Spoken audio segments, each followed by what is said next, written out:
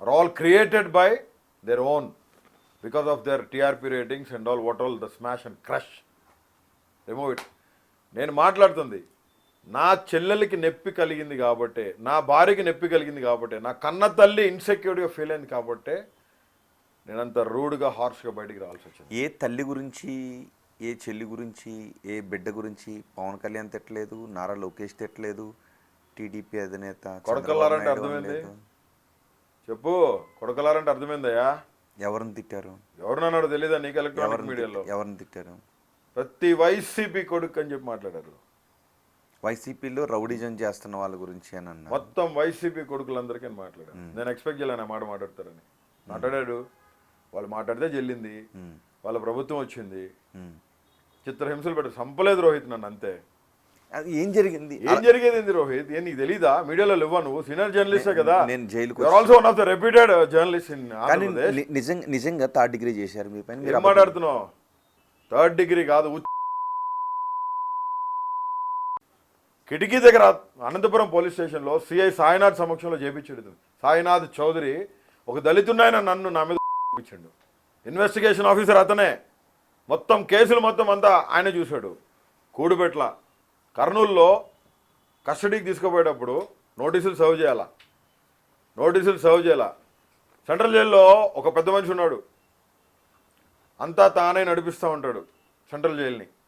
Superintendent ఏముండదు, deputy superintendent ఏముండదు. ఆయన పేరు దుర్గా రమేష్. ఆయనకు కావాల్సిన లోపల ఖైదీలకి అన్నీ పోతూ ఉంటాయి లోపలికి. కస్టడీకి నోటీసులు ఇచ్చి పంపించాలనే ఒక గెస్టెడ్ ఆఫీసర్గా ఉన్న అతనికి తెలీదా? నోటీసులు ఇవ్వకుండా ఆల్ ఆఫ్ సడన్గా పోలీసులు వచ్చారు, నన్ను బయటికి తోశారు. ఆ వీడియోస్ ఆ రోజు జైల్ కెమెరాస్ తీపిస్తాం. ఖచ్చితంగా అఫిడవిట్ వేస్తున్నాం, పిటిషను ఎస్సీ కమిషన్లో వేస్తున్నాను, సుప్రీంకోర్టులో ఇచ్చున్నాము, ప్లస్ NHRCలో కూడా ఇచ్చున్నాము. నా అడ్వకేట్స్కి నోటీసులు ఇవ్వలా నన్ను కస్టడీకి తీసుకుపోతున్నట్టు, without any intimation to my family members, to my legal council. వాళ్ళు నన్ను తీసుకుపోయి బయట నుంచి చేతులు కఫ్ చేసి చేతులు ఇట్లా పెట్టి ఏలాడి తీసుకుంటా 14 గంటలు. ఇట్లా ఎక్కడ? రాజమండ్రి సెంట్రల్ జైలు నుంచి కర్నూలు 3 టౌన్ పోలీస్ స్టేషన్ దాకా. మనిషిని కదా, వెహికల్లో ఇలా తుఫాన్ కార్లో వెనకాల ఒక రాడ్ ఉంటుంది, వెనకాల సీట్లో కూర్చోబెట్టి 2 చేతులకి ఇట్లా కఫ్ చేసి ఆ రాడ్ మధ్య పైకి పెట్టి తాళం వేసేసండి. ఇంతే ఇక నా 14.5 hours ఇంతే. అది అది అది ఏ విధమైన భారత రాజ్యాంగంలో ఉంది ఆ రకంగా హింసించమని? కర్నూలు తీసుకుపోయినారు. ఒక దిమ్మ ఉంటుంది, ఆ దిమ్మ కూర్చోబెట్టి 2 కాళ్ళు చీల్చేసి 2 చేతులు పైకి లాగి వెనకాల నుంచి కొడుతుంటే పిడిగుద్దులు ఎట్లా ఉంటుంది జైల్లో లోపల. జగన్మోహన్ రెడ్డి గారి ప్రభుత్వంలో ప్రతి సెల్లో కెమెరాస్, ఆల్ ఓవర్ పోలీస్ స్టేషన్లో 6-7 కెమెరాస్ పెడతాం జరిగింది. ఆ రోజు కెమెరాస్ పనిచేసినాయి. నేను ఒక టీ అడిగితే కానిస్టేబుల్ చెప్పిన మాట, బాబు మీది డైరెక్ట్గా డీజీపీ లోకేష్, పవన్ కళ్యాణ్ గారు వాచ్ చేస్తున్నారు, మేమేమి చేయం, మీరు మాతో మాట్లాడినా మా ఉద్యోగాలు పోతాయి. కెమెరాస్ వర్క్ చేస్తున్నాయి. సుప్రీంకోర్టుకి చెప్తే మేము అదే అఫిడవిట్లో ఒక్కటే అడిగారు సుప్రీంకోర్టు.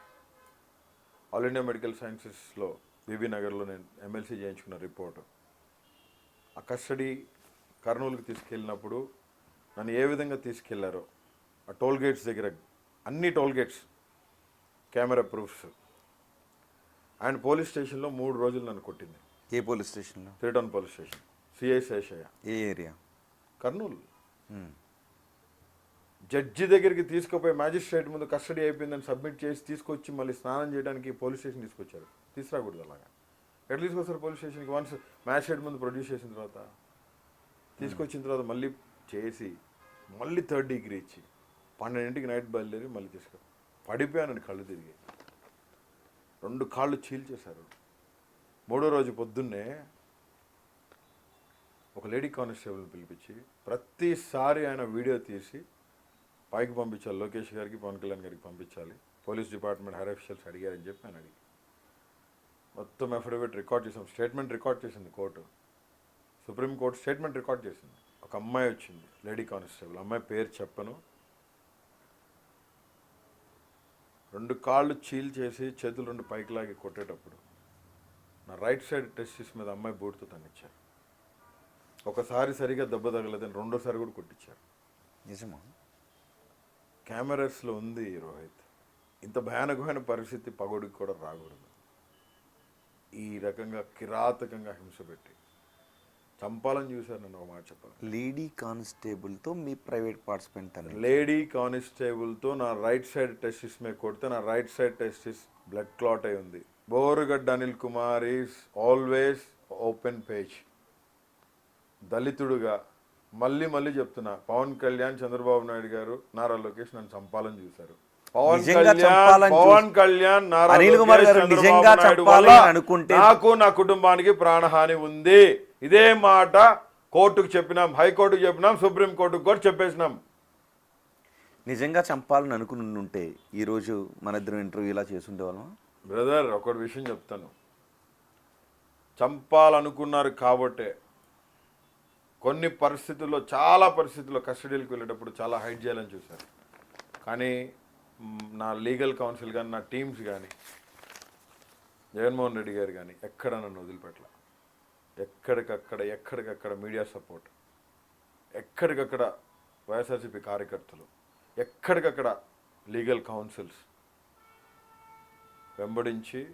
మీకు ఒక విషయం చెప్పాలి, కస్టడీకి తీసుకుపోయేటప్పుడు మా వాళ్ళు వెనకాల కారులో వస్తున్నారని చెప్పి ఒక టోల్ ప్లాజా దగ్గర మా వాళ్ళని కారు ఆపేసి పోలీసులు సిసిఎస్ నుంచి వచ్చి వాళ్ళని తాడేపల్లి తీసుకుపోయి 3 రోజులు వాళ్ళని పోలీస్ స్టేషన్లో పెట్టి డార్క్ రూమ్లో పడేసి కార్ సీజ్ చేశారు. అసలు ఇప్పటికీ కార్ సీజ్ అయ్యే ఉంది.